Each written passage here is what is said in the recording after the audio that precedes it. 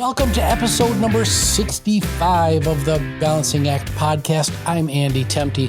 Today we've got a very special guest joining us on a very special day. This is Thanksgiving in the United States. Please join me in welcoming Melissa Mack, Chief Communications and Human Resources Officer at Kaplan Incorporated. Today, we're going to take a trip back and expand on our mini-series on communication from this past summer. And we're just going to have a little bit of fun on Thanksgiving. Melissa's one of my favorite people in the entire world. So welcome, Melissa. Thank you, Andy. I'm sure this is how everybody's going to be spending their Thanksgiving, sitting around the family turkey and listening to our podcast. The family turkey. The turkey was being grown out back, and they lopped its head off. I wonder, did they name the turkey? The turkey is named Steve, I think. Of course, we'll be having like a vegan Thanksgiving on our side. So there you go. There you go. So, Melissa, what are you most thankful for this year? Oh my gosh, I would say I'm thankful for my health. I had a really long 4.5-month stretch with long COVID. And when you're in it, you start to worry that you may never get better. And miraculously, I did get better. And I feel 100% now. But I'll tell you, something like that makes you appreciate how important your health is and how lucky you are to have it. And I am never going to take it for granted. Well, thanks for sharing that, because I'm personally a bit disturbed by how fast everybody is just kind of moving on after 2.5 years of a pandemic, and a million plus people died, and a lot of folks are just on to, okay, what's next? And your story about long COVID is a good one, just to remind everybody what a bugger that virus is, and how dangerous it still is. It is. And I'll say one little plug, which is I'm super healthy. And I, of course, during this process, learned of a total huge number of healthy people who had terrible long COVID symptoms and experiences.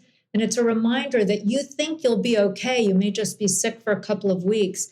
But actually, a good portion of people have these long-lasting symptoms, and you don't know if and when it'll be you. So it's really worth being safe, getting boosted, and doing all the stuff that you can to make sure that you maintain your health. That's right, and to protect others. So, Melissa, as we do on every show, before we get started, I would love if you could tell our listeners your story. Okay. Well, let's see. I started off working in public relations on the agency side.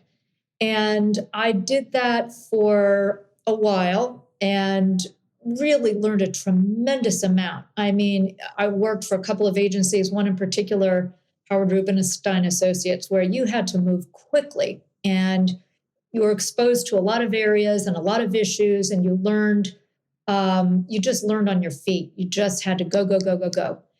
It was a great experience. It really helped me learn about a lot of different areas. And then I started to feel like I'd really enjoy the experience of working in-house for an organization where I was a little bit more strategically involved from the inside, as opposed to coming later in the process and servicing a client. I wanted to be part of the decision-making that went into developing communication strategy earlier. And I got a call from Kaplan. I was being recruited, and I learned about the company. I had a lot of hesitations because at the time, Kaplan was not performing well from a financial perspective. And I wasn't sure if I wanted to do it, but it provided me with a great opportunity to create an internal comms function, and not just internal comms, but a function internally at a company. And I really liked the people. I started to connect with some of the people who had recently joined, and I thought they seemed really smart.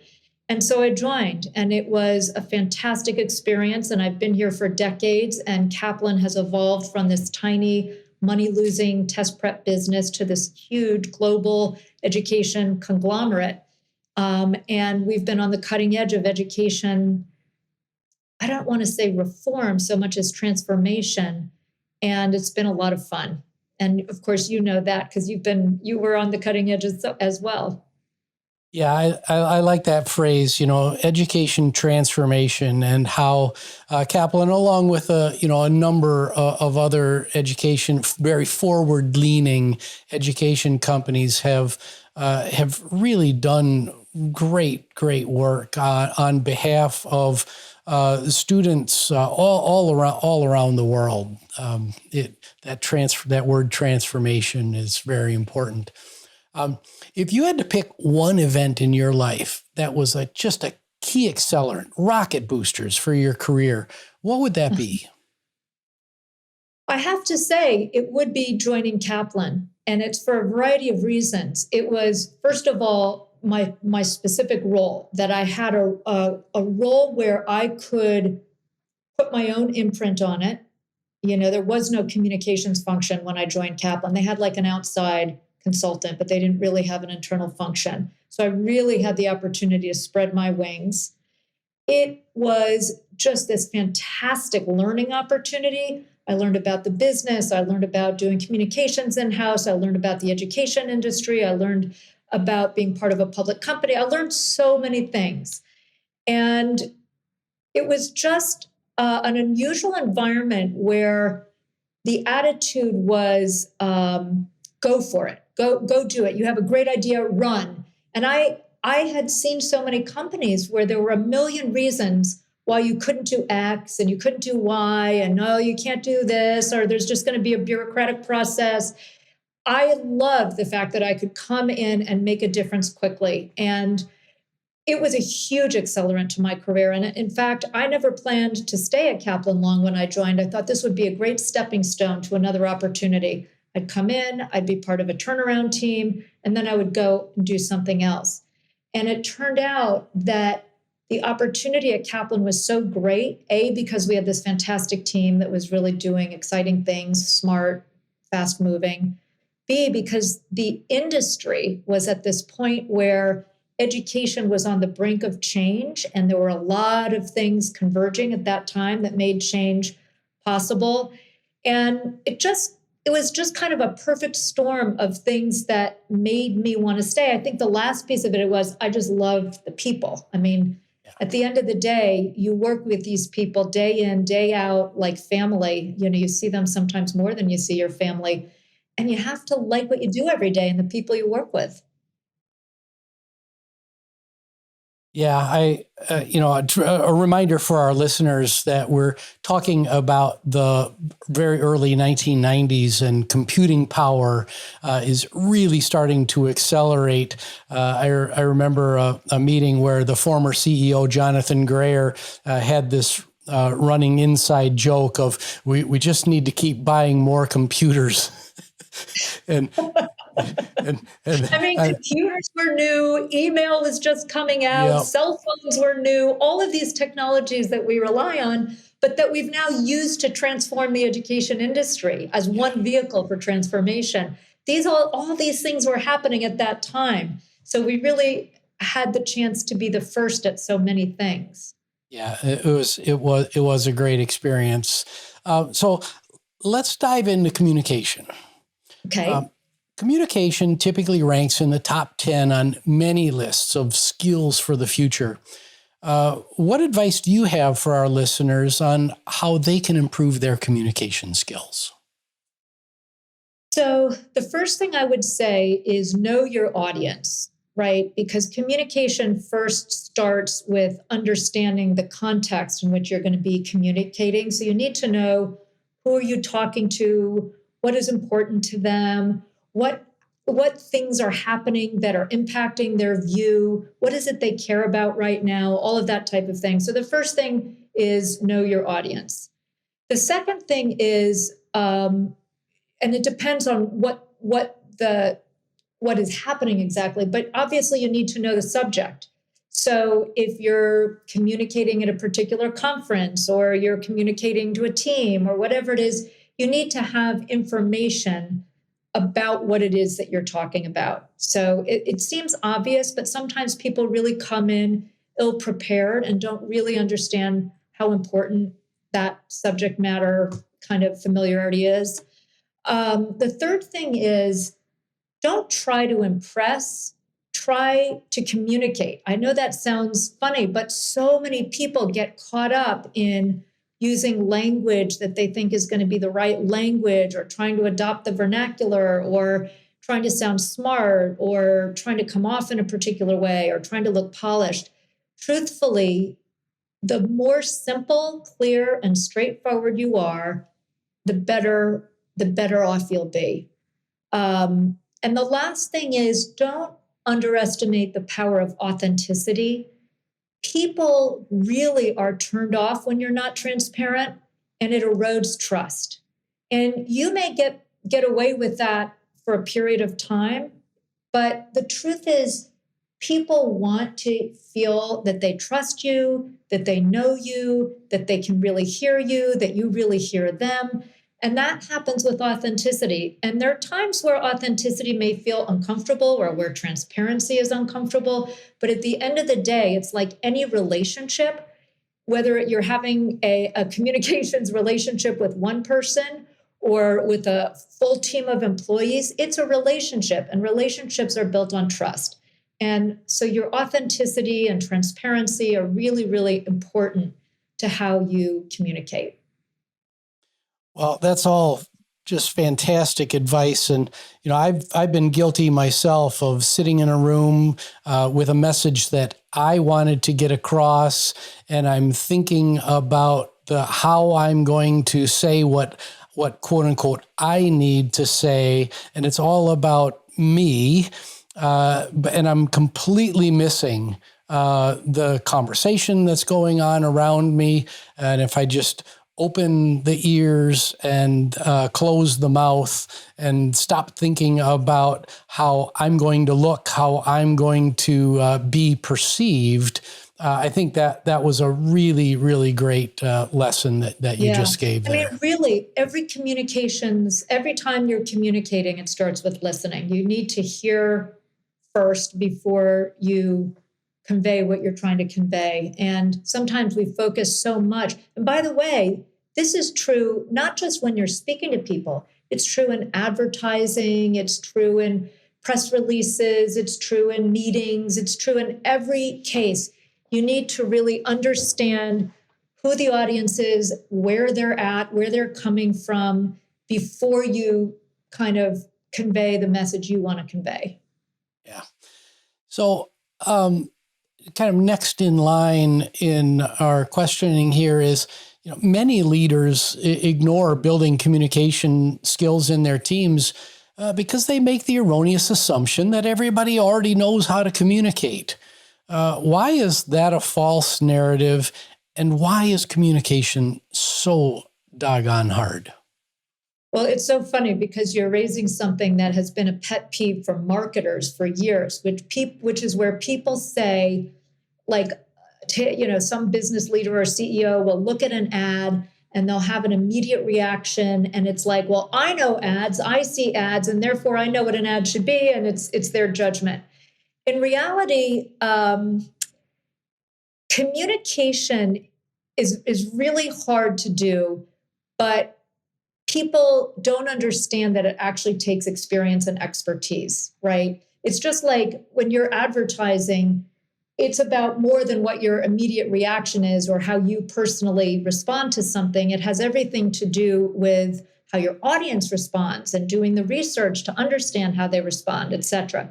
People underestimate why communication is so hard, because we all communicate and people assume we communicate every day. What's different, right? I know how to communicate. We talk, I interact.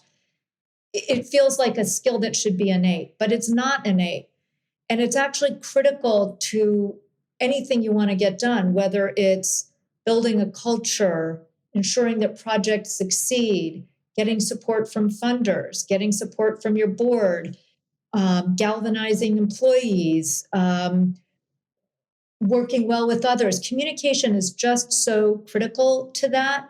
But in fact, it actually is a real skill set that has to be learned over time. And the different types of communication skills have to be learned over time. So you may be good at one type of communication. It doesn't mean you're good at another type of communication. Each of the ways in which you communicate sometimes requires its own skill set. It's very easy to underestimate how much work needs to go into communication, but it is actually what is going to make your business, your project, your nonprofit, whatever it is, that is what's going to make it sing. It all comes down to communication. If you fail at that, that is going to be your Achilles heel. So it's something that everybody has to succeed at if they want to move things forward. Yeah, one of the things that I started doing as a leader was, at the end of the day, just sit with myself and ask, okay, I've communicated with all sorts of people today. Was there a message that went particularly well? And what can I learn? What can I learn from that? And how can I double down? But more importantly, was there a message that really wasn't received Right. very well, or wasn't received at all? Have you ever had that experience where you thought you had a crystal clear message, and the message really wasn't received well, or was wildly misunderstood? And what can we learn from that experience? Yeah. Well, I think a lot of people have that experience. It happens all the time. And one of the most hilarious ones was when I was really early in my experience at Kaplan. We were invited to present at an investor conference, and we hadn't presented at an investor conference before. And our CEO had this idea that he wanted to help the audience understand that our business was different maybe than the Kaplan you'd heard about in the past.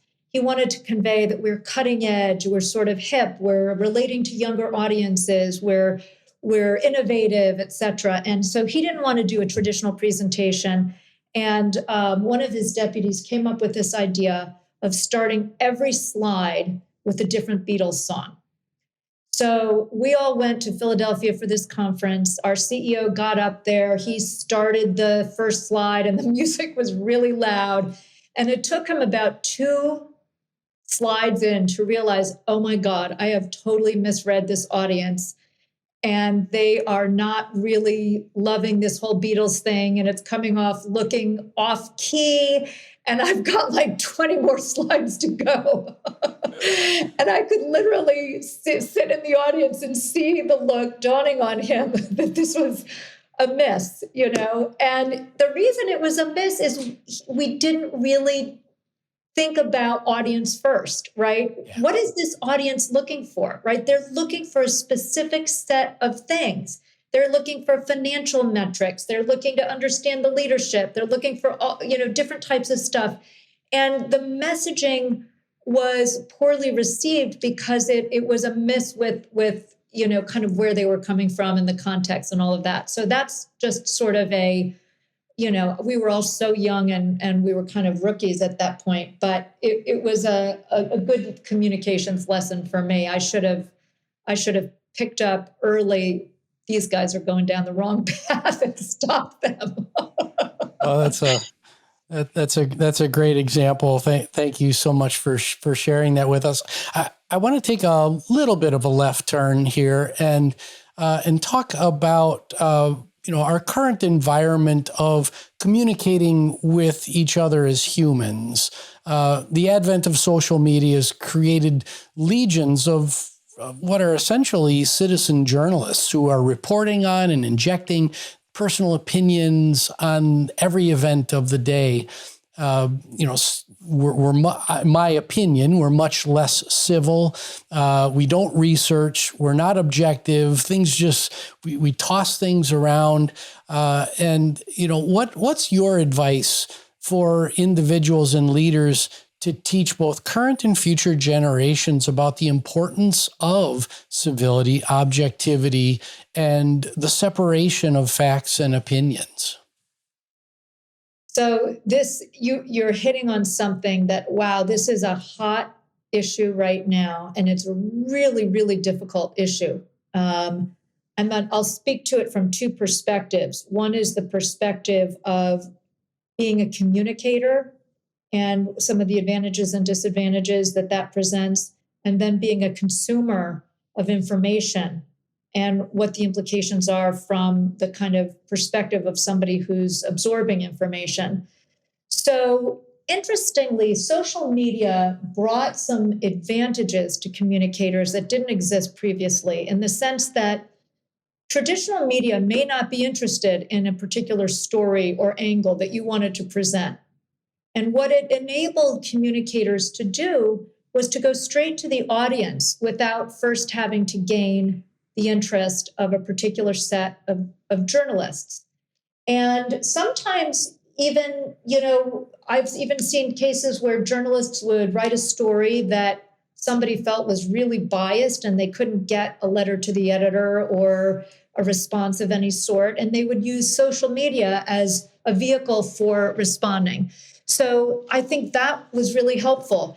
The timing can be immediate because you have control over when you put the story out. It's not somebody else's timing, it's your timing. So that's very helpful. Yeah. And you have very direct control over the content of your message. And that's particularly helpful if you feel that your message could be misinterpreted or chopped up or misconstrued or placed in some kind of context that colors it in some way. So there are a lot of things about social media that are extremely helpful, and it enables people to also be very niche oriented, right? Like if you're going to communicate only through traditional media, it may be harder to divvy up so many niches with so many different messages that are reaching lots of different audiences with different interests and perspectives, etc. And it's easy and it's inexpensive. The disadvantages and the challenges are that social media has created an echo chamber. Yep. And that is because people tend to follow those whose opinions they agree with. It's a very natural thing. I respect Andy Temte. I follow Andy Temte. I listen to Andy Temte's podcast. I follow him on LinkedIn. And what happens is that they start to rehear a certain type of information all the time. And then that's amplified by the fact that social media outlets are designed to feed people the kind of information that they're most likely to be interested in. So it really creates this huge echo chamber problem where people are not exposed to differing views the way they might otherwise be. And it's amplifying that kind of information. Another problem is when you bypass traditional media who are committed to fact-checking and objectivity. Not that they always achieve it, but they're committed to it, and it raises the game a lot. You become more vulnerable to inaccurate facts, biases, etc., and it's much harder to stop. There's not really a way to do that easily. And while some amount of that is the case with traditional media, they have been much more committed to fact-checking and trying to eliminate biases and trying to be objective and trying to present two sides of a story. So that goes away. As a consumer of media, what that means is you have to be proactive in trying to seek out different points of view. You need to understand the biases of the organizations who are feeding you information, and you need to find ways of collecting information from different sources. You also need to try to understand whether those sources are committed to fact-checking and objectivity or the like, because you could be easily bamboozled if you think you're following something with credibility. And sometimes even credible media have a bit of an angle or a bit of a bias, I, for example, like the New York Times and I like the Wall Street Journal. They have very different biases, right? Yep. Wall Street Journal is much more committed to capitalism and free markets, and their media, pursues that. And, the New York Times tends to be a little bit more on the liberal side. And I know this about all the different media, and I try to collect different sources so that I feel like I'm not living in my own echo chamber.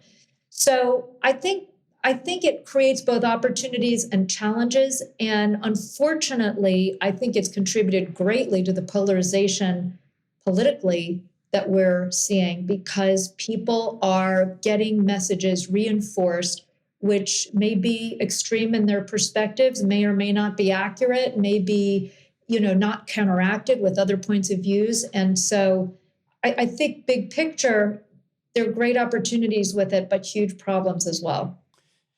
Yeah, I love what you've pointed out here, which is the obligation, really, that we all have as both consumers and contributors to be aware of those potential biases and sniff those out before we get totally caught in whatever echo chamber is ready to ensnare us. And personally, I think that's a really high bar for the population to get over. And when I point a finger in this direction, there's three more pointing right back at me. I've been caught doom scrolling on, social media platform. And then I got, half an hour later, I got to remind myself, oh, that's what the algorithm wanted me to do. Stop, put the phone down, look at another source, go do something else. And that type of awareness, I think, it's going to take mentors and educators, leaders who are listening to this show to commit to helping the rest of the communities that follow them see that, so that we can all get better as adults, as humans, and maybe have some calmer, cooler, more objective discourse. Yeah. It's also really important, today when you're communicating as a leader, let's say as a CEO or as a leader in an organization, you have to remember that the people you're communicating with may come having lived in each one may have lived in a different echo chamber, right? So your words are going to be received differently depending on who's hearing them. The sensitivities will be different, the biases will be different, the interests, the angles will be different. And when you're communicating, you have to be very aware of that, because you want to be sensitive to lots of different points of view.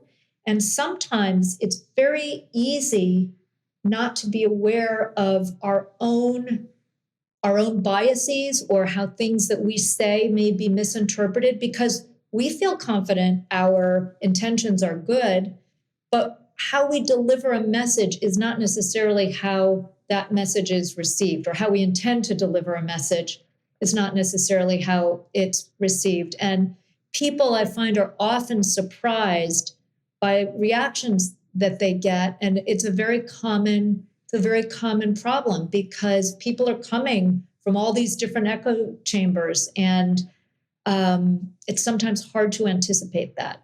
Yeah. Well, Melissa, this has been a wonderful conversation. Always try to keep things right around 30 minutes. As we close out the show, I want to give a little bit of airtime to the Kaplan Educational Foundation. You are, as a leader at Kaplan, you've been part of that for a long time, since its inception, and I'm a huge fan of the foundation. Can you just spend a couple of minutes as we close out here and describe KEF to our listeners, what its purpose is, and how they might get involved? Yeah, well, the foundation is just a spectacular organization, because you would be hard pressed to find an organization that makes a bigger impact on people's lives. And I feel so pleased by how transformational it's been in terms of our scholars. So what we do is we help low-income minority community college students gain acceptance to top four-year colleges. And the reason this is important is community colleges are really the gateway for first-generation college students in this country. And yet, many of these students really lack familiarity with the higher education system. How do you go about getting into a top four-year college? What's needed? They don't have parents who could guide them. They may not have had schools that have advised them. Some of the students in community colleges have come from other countries or from backgrounds where their schools didn't have college advising. So, and community college students have been overlooked in terms of philanthropic attention. There are a lot of programs out there for high school students to help them complete this path. But once a student is in community college, if they miss that boat, there's very little in the way of philanthropic support. Our students come from places where they may not really understand the difference between a bachelor's and a master's and a PhD and a MD and that type of thing.